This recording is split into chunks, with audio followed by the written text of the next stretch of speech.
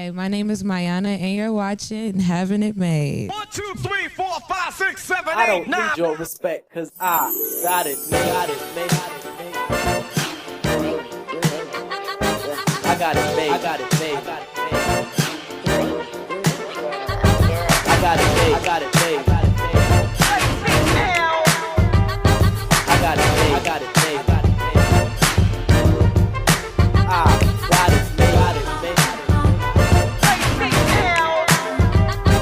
I got it made. I got it made. 1, 2, 3, 4, 5, 6, 7, I got 8, it 9. made. I got it made. I got it made. I got it made. I got it made. I got it made. Hello, beautiful people, and welcome to Having It Made with your host, Alexandria Jade. I am so very excited about today's episode. Today's guest, we have joining us the incomparable Miyana Sarver, who is the event curator and creator for Poetry on Fifth Street, which is dedicated to creatives, first-time poets, and anyone looking for a community. I am so happy to have Miyana Sarver join us on Having It Made. I'm happy to be here. That was a great intro. Absolutely. You did all the teas. All the teas. I'm excited to be How are you here. feeling, Miss I feel Superstar? good. I'm alive. Yes. It's the day before Monday, so Yes. it's a sunny day. Absolutely. And we're here. Because Monday is at 8:30. At 8:30. Usually it's going down. Yeah, so I'm happy. I'm feeling good and blessed. So, originally from Louisville, Kentucky. Yes. Born and raised. Born and raised. What was that like growing up for you? Honestly, people don't know, but Louisville is a very creative place. Mhm. Underneath it all, regular, I guess, upbringing, like just being myself, a lot of family time. It comes with its things because it's a smaller city. But Black culture exists in all different shapes and forms. So we had our little blackety black Midwest time, and it was cool. It was cool. I wouldn't have the musical roots that I have now if it wasn't for Louisville. And so your mom is actually a creative entrepreneur as well. Yes, my mother, my grandmother, my great-grandmother, they work in the beauty industry. But my paternal grandmother is an event coordinator. Wow, so it's kind of like in your genes, it's in your blood. Yeah, I didn't even realize it was until recently. I really played them just a little bit, but I was like, wow, I do come from creative, like curators. Absolutely, that's really yeah, cool. I guess it's genetic. Yeah. I don't know, science. And so, fun fact, your dad actually bought your first journal. Yes. Okay. All right. Yes, my dad did buy my first journal for Christmas. Every year my dad buys me and my sisters, he's a girl dad, obviously, Aww. a little care Shout package. Shout out to all the black girl dads, especially the black girl dads. Black Yes, girl the black dads. girl dads. Thank you. Who show up and buy journals that start girls' careers. But he bought me my first journal when I was 13, and I actually wrote in it. Yes. That was the key. I actually wrote. And you know, you get some gifts and you'll just be like, oh, thanks. Mm-hmm. Where's the money? No, it was actually, I was excited. So. Right. So you do have siblings. Where do you fall in your siblings? Take a guess. Are you mother? You know I am. I'm the oldest of 4. Okay. Yes, so I'm the oldest. Comes with the territory. Are they creative as well? Yes, they are. My baby sister actually works at Pop. Okay. She does the digital content, some of that. Ooh. And my middle sister does hair, nails, makeup, opera singing. Yeah. It's just one of them. So you guys just kind of keep it within the family. Yeah, and we have a baby brother. Oh, He's 12. 12. And he's very creative. He plays the trumpet. Oh. So we got our I used instrumentalist. to play the trumpet. You know, I was really excited when he did that. He was into like science, so I didn't know it was gonna happen. But everybody's creative. Everybody's creative. So right. You got a whole lineage, matriarchs, Yes. all creatives. So with your dad buying your first journal, when did you get introduced to poetry and writing? Well, my journal, actually, I was not writing poetry in that. I was one of the kids that came home every day from school and wrote about my day. But which is so healthy. The drama that was in that book, it really taught me how to express myself.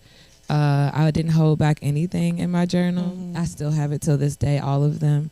But I wrote every day after school, and eventually in college, when I went through my first breakup, it kind of warped into like poetry somehow. But I mean, after writing for 10 years in a journal, you kind of just know how to write.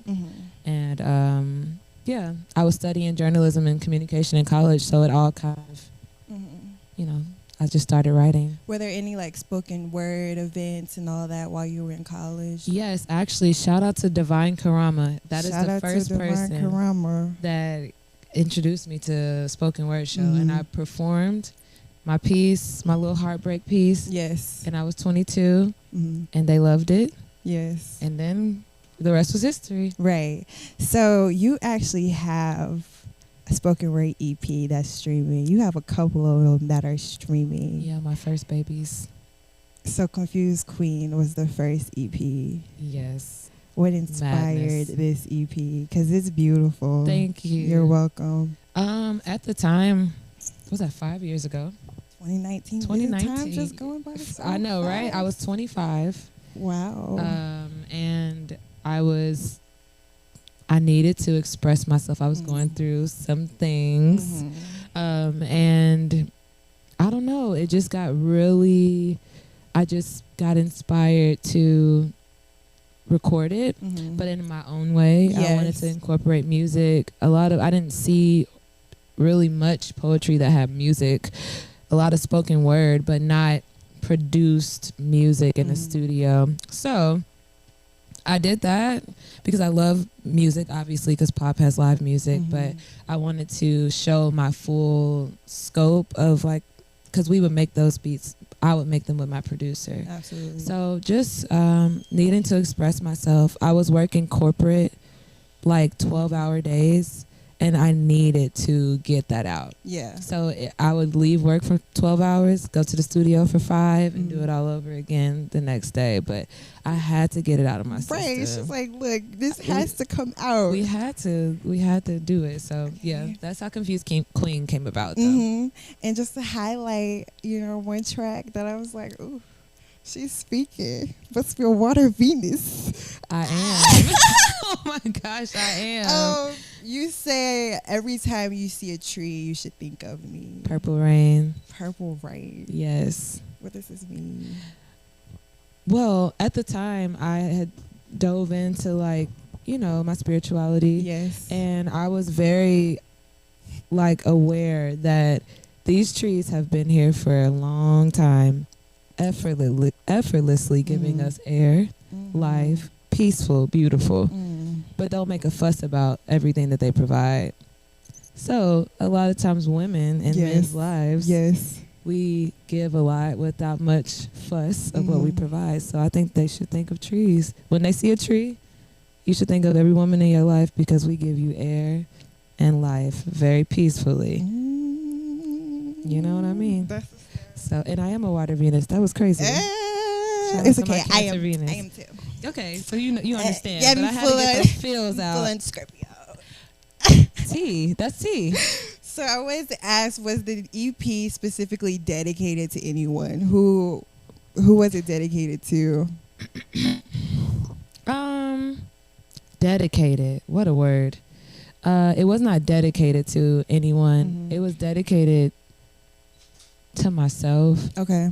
But I had someone in mind when I was writing, but I was inspired by feelings of love and pain and things, mostly pain, but we know how writing goes. Usually you have to get it out.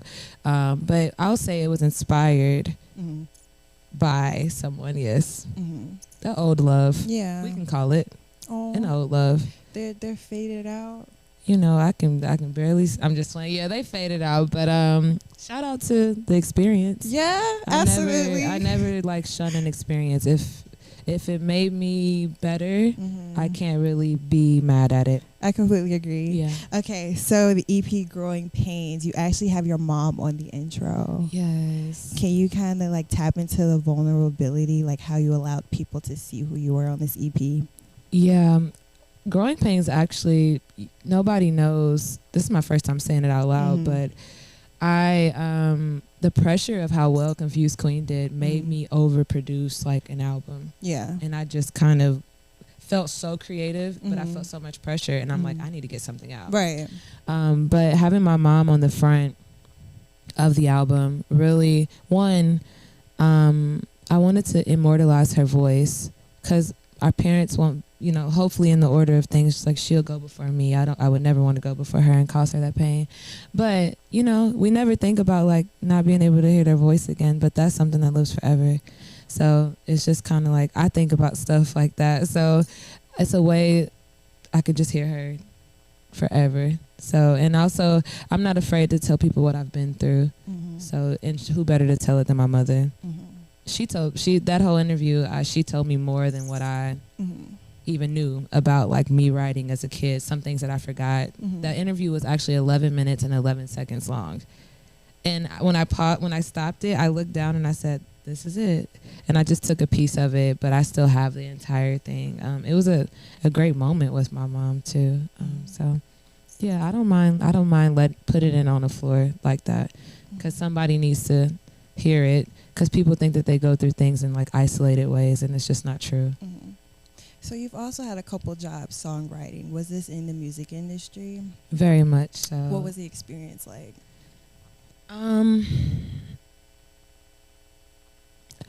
Let's start on the positive. Okay. I loved who I worked with. Shout out to Sean Hendricks and all that he's doing. We're still connected to this day, heavily connected. But it was a great experience for me as a creative. I learned just so much. My ear became very refined. It helped me learn instrumentation. It introduced me to Kay Calloway, my saxophonist. But the music industry is very tumultuous for me. It's kind of a dog-eat-dog world, and I don't live in that world. We don't eat each other. We just kind of, help each other. It's not really an environment that I wanted to be in. It was just too much, and it was very inauthentic, and I'm very not. So I just had to get out of there fast, and I did. Right. So when leaving the music industry, you kind of pivoted and created Poetry on Peter Street. Yeah. So tell me about the birth of Poetry on Peter. Well, I left the music industry around like March or April 2021. Okay. And as you know, 2020 happened. Events kind of went away. I was doing events in Kentucky for a while. But 2020 happened and I stopped. So I got invited to do a poetry at an art show. And I hadn't performed in 2 years. And I'm like, Jesus, I don't even know if I can perform anymore. Right. I waited to the last minute to go into that performance. I mean, late as all get out. And were you nervous? I was shaking like Bambi. Not like Bambi. And one thing about me, it takes me a while to warm up. People think because of pop that I'm just it takes me a while. So I'm sitting in the car like I'm going home. But I finally did it, and it was at Peter Street, and it was my first time going. Wow.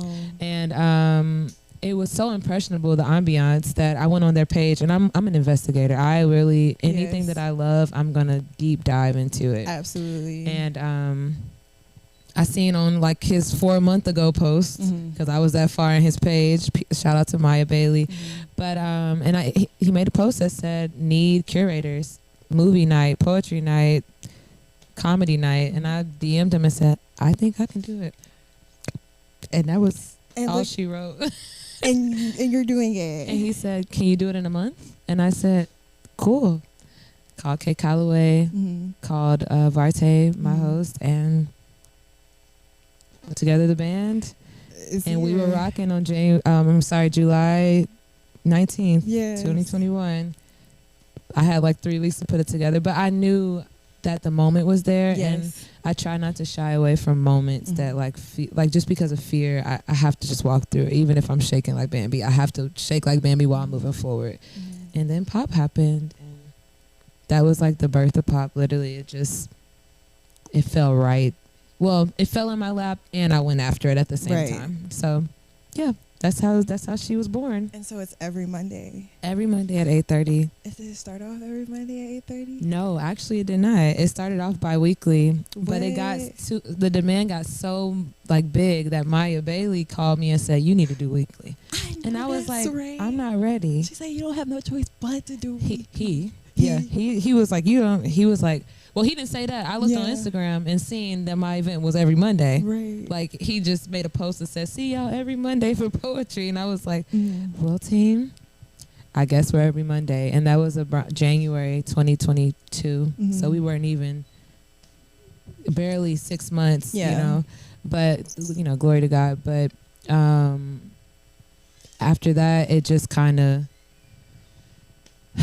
it never stopped after that. And once Valentine's Day came, which is like a poet's holiday, like the biggest day in poetry events, it never stopped after that. And so you have a team of 10 plus. Yes. What does that dynamic look like for each of you? Just the show. The show, the planning, setup.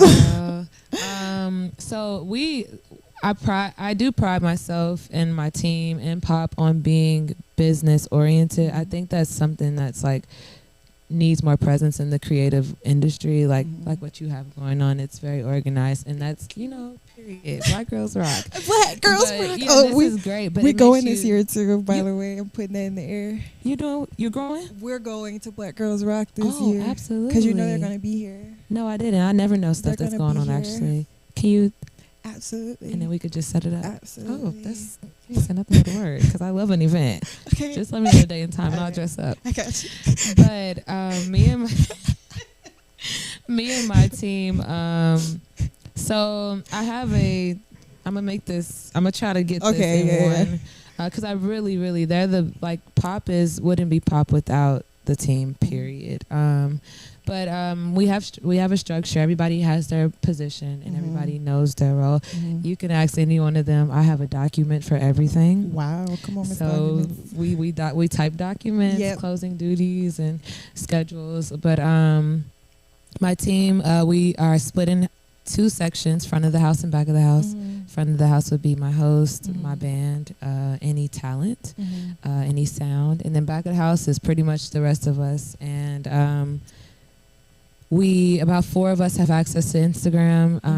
We have a calendar of events that happen in the city that we can show up to as a group, which is a heavy part of what we do. We answer DMs like you are sister cousin or brother cousin, so we can keep that familial Community. thing. Set up, we probably rest for a day, Tuesday. Okay. Since it's weekly, you really can't just take a few days off because you'll be sliding into the next Monday. Right. So we rest on Tuesday. Wednesday we're making posts and getting the flyers done, setting up our ticketing, changing the dates on that, updating our link tree. We post about once a day. We probably average about 30 DMs a day. Just questions and congratulations and stuff like that. But really, our day-to-day life is Pop. We hang out all the time. We were just together at my house last night, just sleeping over. But it's really not work for us. Don't get me wrong, it's hard work. Yeah, but absolutely. it's really not work for us because we enjoy it. So you'll see us at dinner and we're talking about Pop.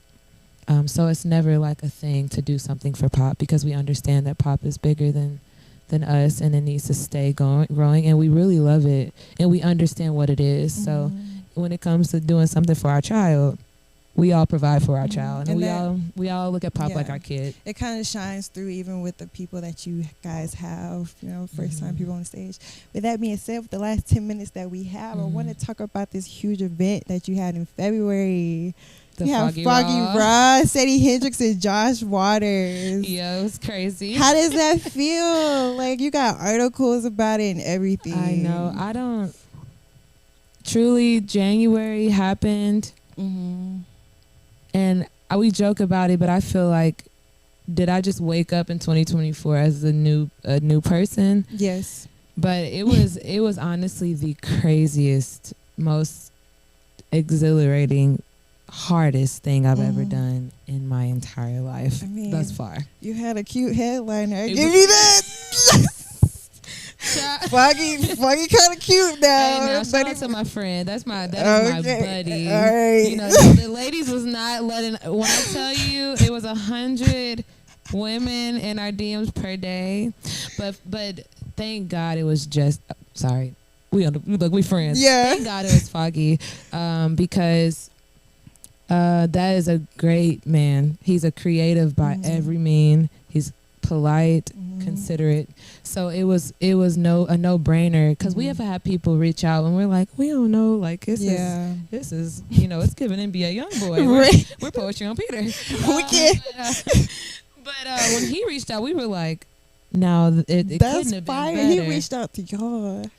Girl, I was in my living room prepping for. I work a lot, Yeah. so I'm just working, Right. and I'm on my phone, and I set it down. An hour later, no, I wrote under his post, because I do photography just as a hobby, and he made a post at my photography store, and I just wrote under there, not even studying him. Shout out to Bellows. Y'all know I'm gonna shout somebody out, but and I guess he seen my comment, and he DM'd me and was like, yo, been looking for you everywhere, damn. And I was like, looking for me. But it was crazy because I DM'd him in July that last year, and that was January of this year. Right. So I was looking at my DM above, like I was asking him to perform at one of my shows, but he ended up reaching out to me like 8 months later saying that he was looking for me.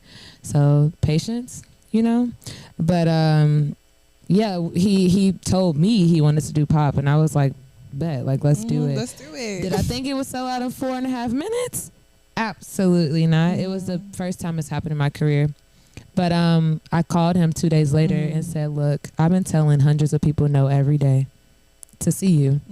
And I was like, I know this is crazy, but what about a concert? And he was like, crazier. It has to be this week. Right. I said, well, call me crazy. We working under pressure. And me and the team. Shout out to all of them, because Shout that out was to the y'all. hardest thing ever. Shout out to Kalani too. She Shout was. out to I had to whip her Kalani, in the there illest. too. We had to get all hands Yes. on deck. But it was amazing. People don't know, but I didn't secure the talent for Josh Waters SETI until 2 days before the show. Wow.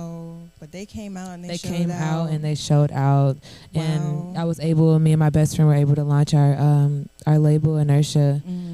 So it was just a blessing for real. Like, and since then, it's just been nonstop. But the craziest, most stressful, most exciting thing I've ever done in my life, to produce an entire concert. I didn't even know what really went into that. It's so many details. 20-hour days for that week, but it was worth it. It was worth showing the world that it's not impossible.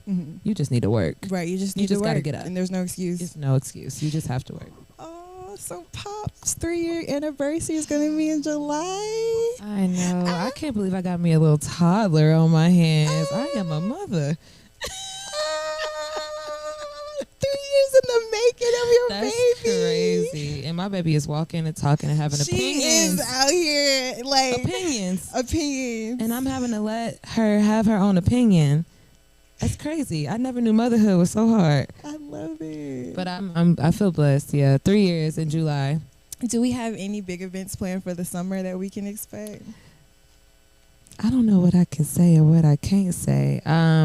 But yes. Well, yes. Let me start with what I can say, because they got their hands on me. They've been saying what I can't say and can't say. Right. But we are starting our label party. So Poetry on Peter is doing Pop Out ATL, and our label is sponsoring it. Inertia. Inertia sponsoring Congratulations. it. Thank you. Along with some record labels that we've been building relationships with, but an opportunity every first and third Friday at Peter Street to get signed, get discovered.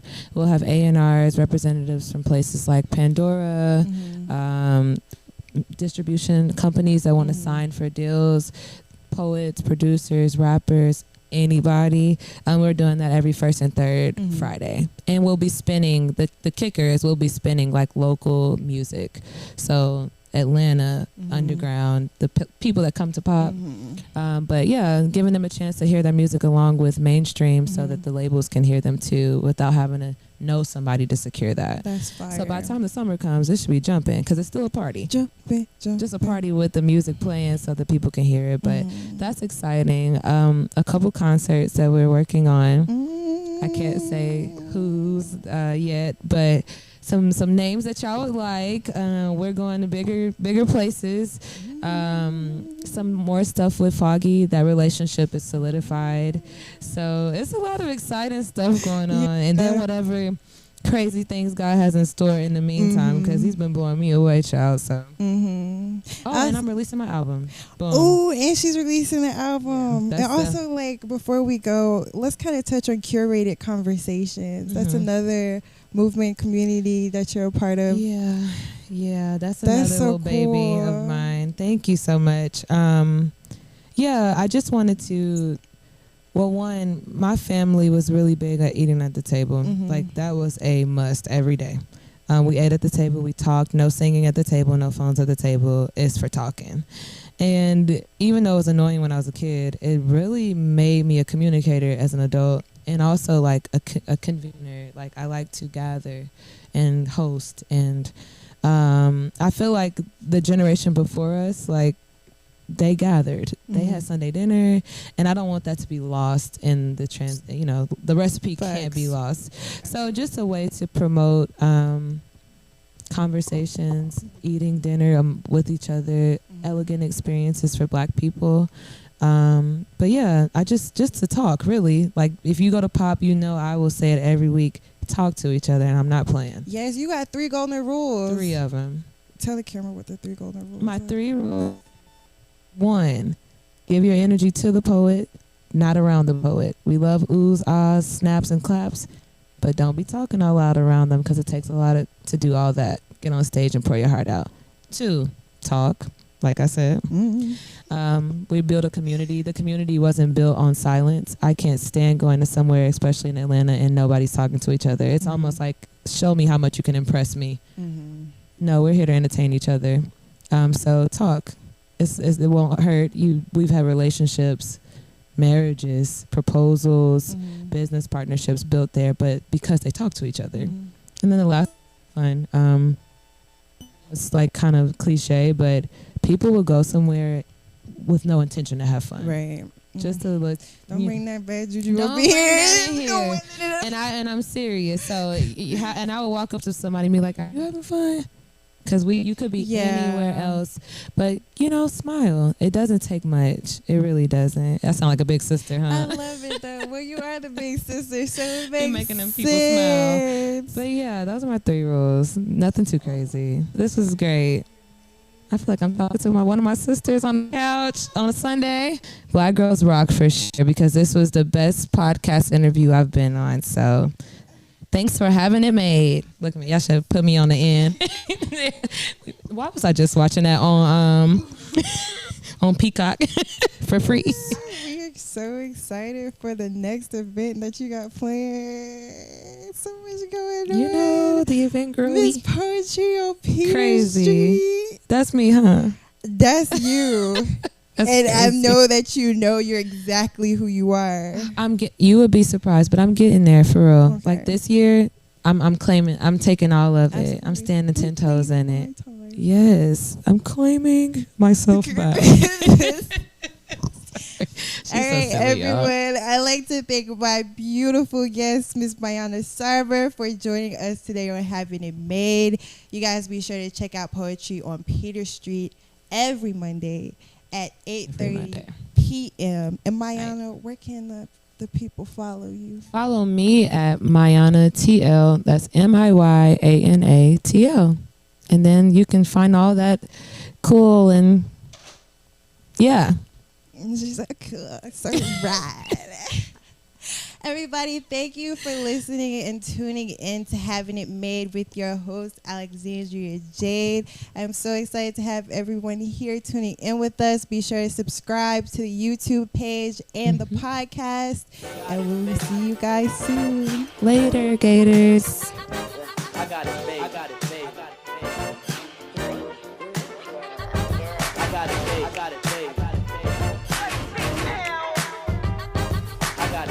Got the city going up on a Monday night. P.O.P. big pressure, but we keep it light. Hold up, wait. I'm too cool, had to knock it off. Got too much on me, had to take it off. When eyes up and never took it off. Take it off, oh God, I'm a bubble off. Where you going? Had to drop it off. On our way to our dreams, ain't got too much time. Been cooler than cool since water